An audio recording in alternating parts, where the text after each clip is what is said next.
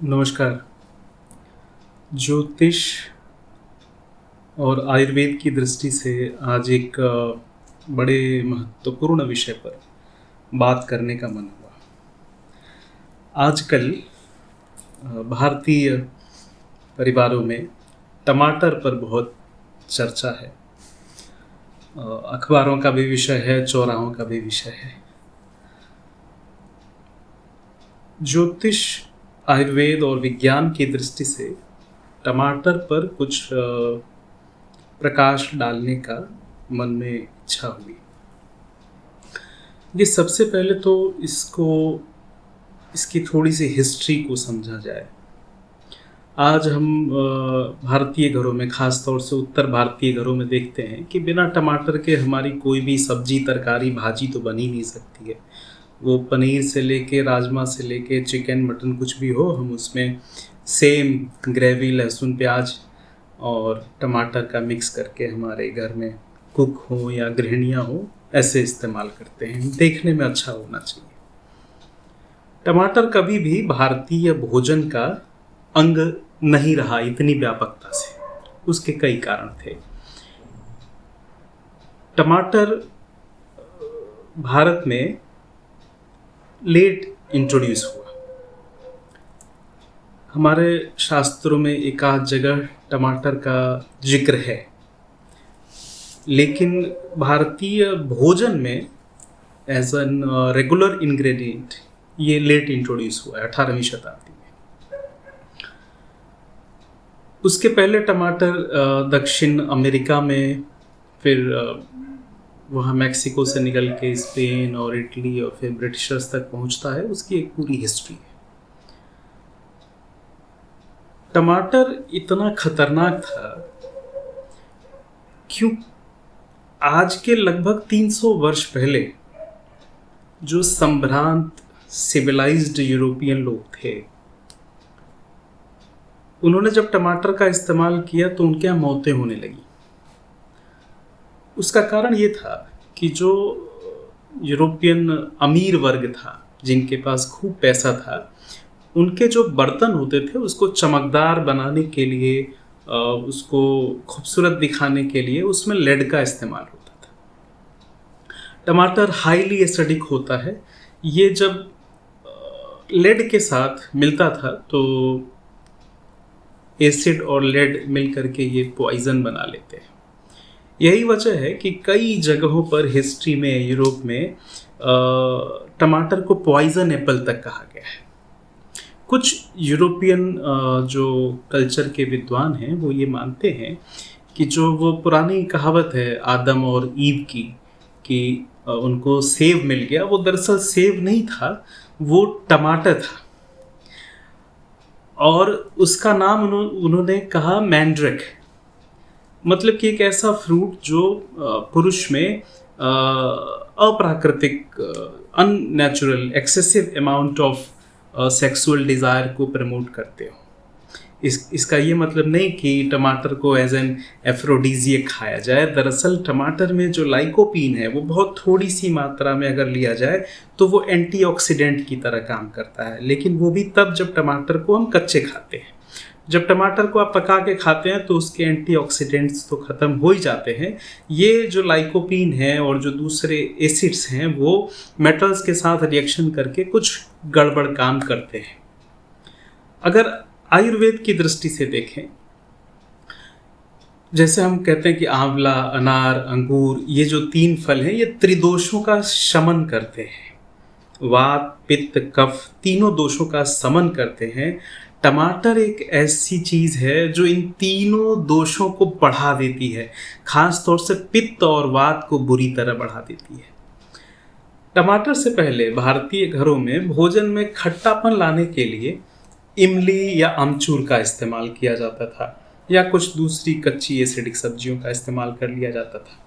इसमें जो इमली है वो पॉपुलर बिलीफ से अलग वो हमारी नेफ्रोप्रोटेक्टिव कैपेसिटी रखती है, हमारी किडनीज को प्रोटेक्ट करती है और लीवर को भी क्लींस करने में मदद करती है। जबकि उसके विपरीत आज आप देखेंगे कि बहुत सारे लिवर के और किडनी के पेशेंट्स हैं, आप इनके घर में किचन में जाइएगा, आपको दिखाई देगा कि ओवर कंजम्पशन ऑफ टोमेटो हो रहा है बरसों से। अभी इतना ज़्यादा हमारे किचन में इसका इस्तेमाल है कि टमाटर के रेट बढ़े तो गवर्नमेंट को इंटरवीन करना पड़ा। मैंने देखा चौराहे पे सरकारी गाड़ी खड़ी थी जहाँ पे कंट्रोल रेट पे टमाटर बेचा जा रहा था। कैन यू इमेजिन कि टमाटर के लिए हमारा जो क्रेविंग है वो इस स्तर तक बढ़ गया है। बहुत सारे जो बुद्ध लोग हैं, बहुत सारे जो ऋषि प्रज्ञा के लोग हैं, मैंने उनसे व्यक्तिगत ये सुना है, ये जाना है कि ऐसे लोग जो ब्रह्म विद्या का अध्ययन कर रहे हों, वेदों का अध्ययन कर रहे हों, उपनिषदों का अध्ययन कर रहे हों, उन्हें कभी भी टमाटर भूल करके भी नहीं खाना चाहिए। एक तो बहुत सारे लोग वैष्णव ये मानते हैं कि ये मांसाहारी अंश है, ये मनुष्य का भोजन ही नहीं है। आपको जान के हैरानी होगी कि दक्षिण अमेरिका में जहाँ का ये नेटिव है, जहाँ से ये निकला हुआ है, ऐसा इतिहासकार मानते हैं, फूड हिस्ट्री के जानकार मानते हैं, उनका कहना है कि इसका वहाँ पे नाम था वुल्फ पीच। ये मनुष्य का भोजन ही नहीं था। और अभी हम कितना अपने आप को हमने बदल लिया है, जैम से लेके स्क्वैश से लेके हमारी चटनी, हमारा सैलेड, हमारी सब्जी बिना टमाटर के हम आज कल्पना नहीं कर पा रहे हैं। ये एक बड़ी आश्चर्यजनक और सोचने वाली बात है। ज्योतिष क्या सोचता है और विज्ञान की इस पर क्या दृष्टि है, उस पर मैं एक नज़र डालने की कोशिश करता हूँ। आज के 20-25 वर्ष पहले चले जाएं, हम लोग देखते हैं कि टमाटर का इस्तेमाल तो है, लेकिन वो एक लिमिटेड पीरियड ऑफ टाइम के लिए ही है। टमाटर का इस्तेमाल एक स्पेशल सीज़न है 2-3 महीने का, बारिश गर्मी वाला, उसमें टमाटर आया और फिर मार्केट से और घर में किचन से वो गायब हो जाता है। लेकिन अभी ये जो टमाटर है ये तो पूरे साल मिल रहा है, चाहे और कोई चीज़ मिले ना मिले, आलू, टमाटर, प्याज, ये तो पूरे साल मिल रहे हैं। ऐसा कैसे हो रहा है?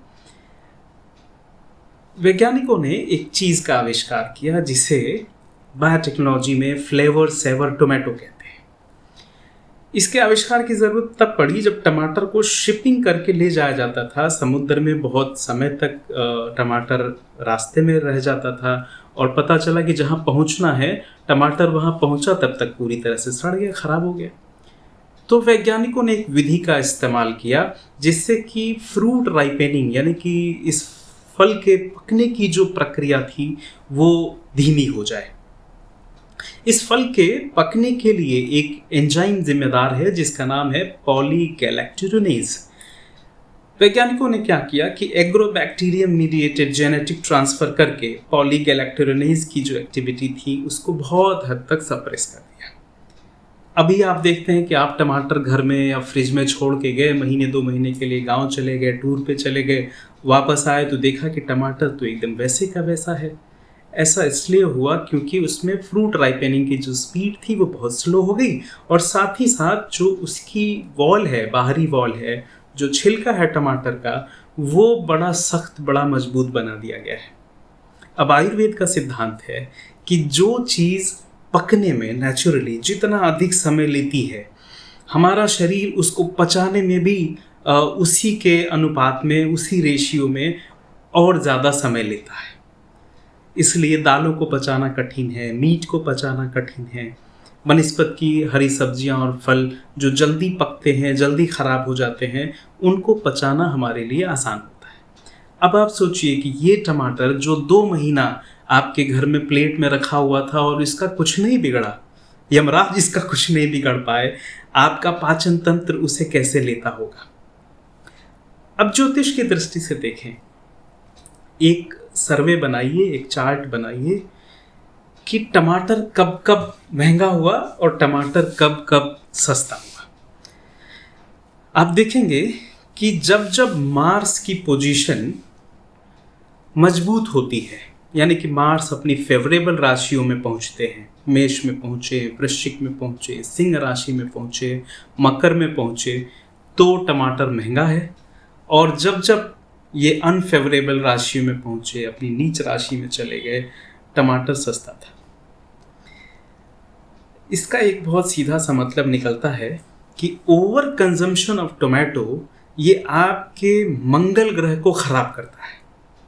एक पॉपुलर बिलीफ है कि मंगल को अच्छा करना है तो लाल रंग की चीज़ें खाओ, लाल किताब वालों का टमाटर खाओ, मंगल अच्छा हो जाएगा। ये गलत है।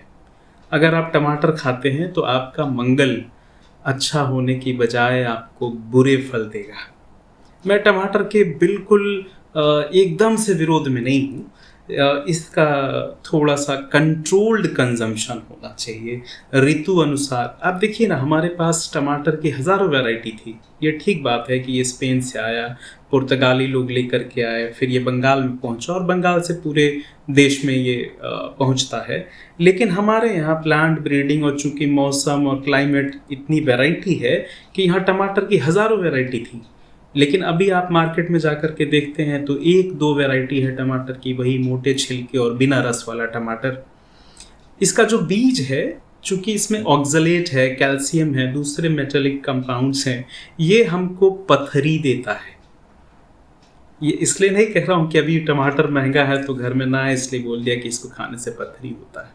इसका जो छिलका है वो बड़ा खतरनाक है। बिना रस वाला टमाटर बहुत खतरनाक है। इसका इस्तेमाल न किया जाए, केवल सीजन में जब टमाटर में रस हो तभी इस्तेमाल किया जाए। अगर किन्हीं व्यक्ति की कुंडली में मंगल जो है वो 6, 8, 12 में है, मंगल नीच का है, या उनका मंगल लग्नेश हो या नवमेश हो, तो ऐसे लोगों को तो टमाटर से पर्याप्त दूरी बना करके रखनी चाहिए। धन्यवाद।